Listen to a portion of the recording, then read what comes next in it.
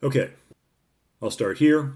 Each of these three propositions may be prima facie implausible, yet if the simulation argument is correct, at least one of them is true, but the argument doesn't tell us which. While the full simulation argument employs some probability theory and formalism, the gist of it can be understood in intuitive terms. Okay, so if you're interested, the full argument is in this article by Bostrom, Are We Living in a Computer Simulation? Published in the Philosophical Quarterly in 2003. So it does get a little sticky in places, but if you want to take a look at it, you should be able to get an electronic copy from the library, or you can email me and I can send this copy to you. But okay, the gist of it can be understood in intuitive terms. Suppose that proposition 1 is false. Then a significant fraction of all species at our level of development eventually become technologically mature. Okay, so proposition 1 said all species at our current level are going to go extinct before becoming technologically mature, before they can create these kinds of computer simulations, or virtually all species will go extinct. Suppose that proposition 1 is false, so all species do not go extinct, then a significant fraction of all species at our level of development eventually become technologically mature. Suppose further that 2 is false too. Okay, so proposition 2 said there are species that reach that level of technological maturity where they can create these kinds of computer simulations, but they're not interested in doing it, even though they can. But suppose that's false. Suppose some civilizations or some people in those civilizations are interested, then some significant fraction of all the species that have become technologically mature will use some portion of their computing, of their computational resources to run computer simulations of minds like ours. But as we saw earlier, the number of simulated minds that any such technologically mature civilization could run is astronomically huge. Okay, so that was mentioned at the bottom of the previous page. I'll say something more about that in a second. But first, therefore, if both 1 and 2 are false, there will be an astronomically huge number of simulated minds like ours. If we work out the numbers, we find that there would be vastly many more such simulated minds than there would be non-simulated minds running on organic brains. In other words, almost all minds like yours, having the kinds of experiences that you have, would be simulated rather than biological. Therefore, by a very weak principle of indifference, you would have to think that you are probably one of these simulated minds rather than one of the exceptional ones that are running on biological neurons. Okay, so in the reading guide, top of page 4, I talk about this quote. So we went through the math above, so let's look at that. Oh yeah, okay, so here, at the bottom of page 5, at the bottom of the first page, at the end of paragraph 5 on page 1, Bostrom says, the upshot of such an analysis is that a technologically mature civilization that has developed at least those technologies that we already know are physically possible would be able to build computers powerful enough to run an astronomical number of human-like minds, even if only a tiny fraction of their resources was used for that purpose. Okay, so here's the background for an astronomical number of human-like minds, or the background for what Bostrom means by that. If a technologically advanced civilization can run a computer simulation of a world with conscious, intelligent life, then presumably it would create many, many people. If one world like ours could be created in a computer simulation, then it seems just as likely that multiple worlds like ours would be created. Maybe even lots.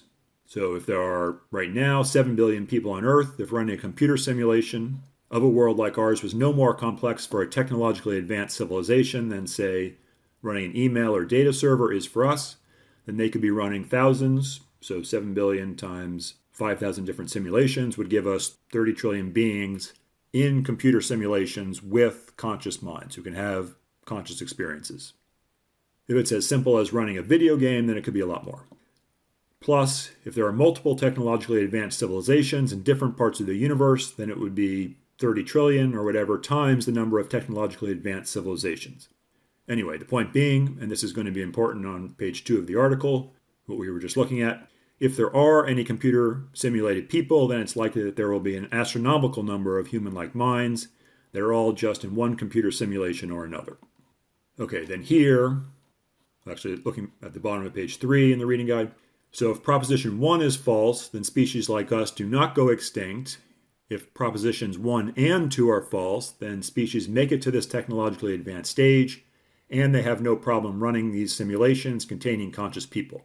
Then the next step is in the middle of page 2. Bostrom states, if we work out the numbers, we find that there would be vastly many more such simulated minds than there would be non-simulated minds running on organic brains. In other words, almost all minds like yours, having the kinds of experiences that you have, would be simulated rather than biological. Okay, so we went through the math above. An advanced civilization would create trillions of simulated people, or even more. There have to be some non-simulated people out there, i.e. real people, out there somewhere in the universe. And so we could be real. But non-simulated people are going to be a tiny fraction of all the people with conscious minds, those in simulations and those not in simulations. Hence, for any person, if you're just going with the odds, then you probably exist in a computer simulation. Or rather, all of us in this world are probably in a computer simulation. That is, if propositions 1 and 2 are false. The principle of indifference is, okay, so this is, did we look at this? So here at the end of this paragraph, therefore, by very weak principle of indifference, you would have to think that you are probably one of these simulated minds rather than one of the exceptional ones that are running on biological neurons.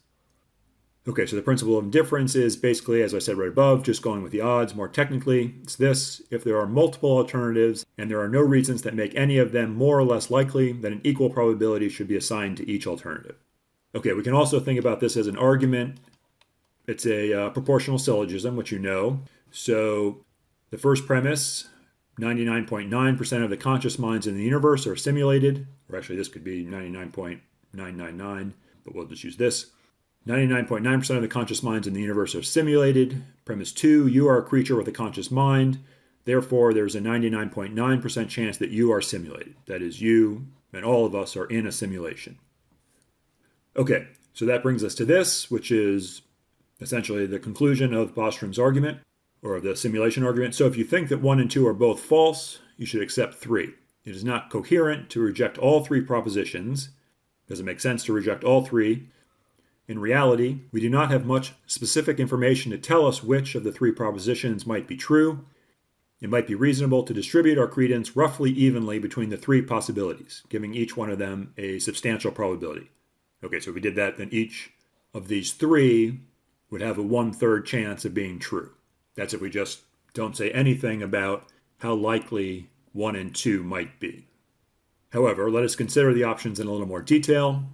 Possibility 1, proposition 1, is relatively straightforward. For example, maybe there is some highly dangerous technology that every sufficiently advanced civilization develops, and which then destroys them.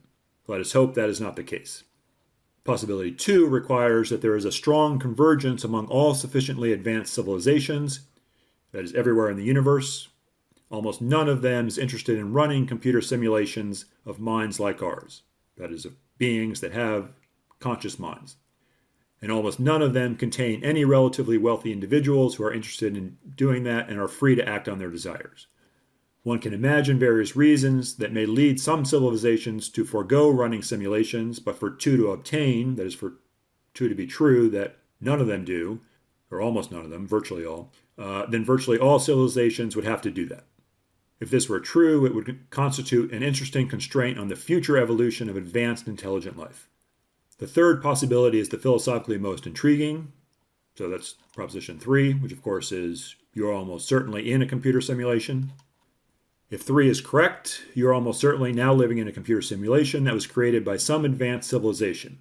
What kind of empirical implications would this have? How should it change the way you live your life? Your first reaction might think that if proposition 3 is true, then all bets are off, and that one would go crazy if one seriously thought that one was living in a simulation. To reason thus would be an error. Even if we were in a simulation, the best way to predict what would happen next in our simulation is still the ordinary methods: extrapolation of past trends, scientific modeling, common sense, and so on. To a first approximation, if you thought you were in a simulation, you should get on with your life in much the same way as if you were convinced that you are living a non-simulated life at the bottom level of reality. That is, the level where people are real, maybe there are simulations, but you're not in one. The simulation hypothesis, however, may have some subtle effects on rational everyday behavior. To the extent you think that you understand the motives of the simulators, that is, whoever created the computer simulation that we're in, you can use that understanding to predict what will happen in the simulated world they created. If you think that there is a chance that the simulator of this world happens to be, say, a true-to-faith descendant of some contemporary Christian fundamentalist, you might conjecture that he or she has set up the simulation in such a way that the simulated beings will be rewarded or punished according to Christian moral criteria. Or, of course, that could be set up according to any religious doctrine. An afterlife would, of course, be a real possibility for a simulated creature who could either be continued in a different simulation after her death or even be uploaded to the simulator's universe and perhaps be provided with an artificial body there. Your fate in that afterlife could be made to depend on how you behaved in your present simulated incarnation. Other possible reasons for running simulations include the artistic, scientific, or recreational. In the absence of grounds for expecting one kind of simulation rather than another, however, we have to fall back on the ordinary empirical methods for getting around in the world. If we are in a simulation, is it possible that we could know that for certain? If the simulators don't want us to find out, we probably never will. But if they chose to reveal themselves, they could certainly do so. Maybe a window informing you of the fact would pop up in front of you, or maybe they would upload you into their world. Another event that would let us conclude with a very high degree of confidence that we are in a simulation is if we ever reach the point where we are about to switch on our own simulations. If we started running simulations, that would be very strong evidence against propositions 1 and 2. So we haven't gone extinct before we were able to do so. We also know that we, or whoever's doing it, is interested in doing it. So going back to the simulation argument, that means that we are almost certainly in a computer simulation. If we start running simulations, that would be very strong evidence against 1 and 2. That would leave us with only proposition 3. All right, there we have it.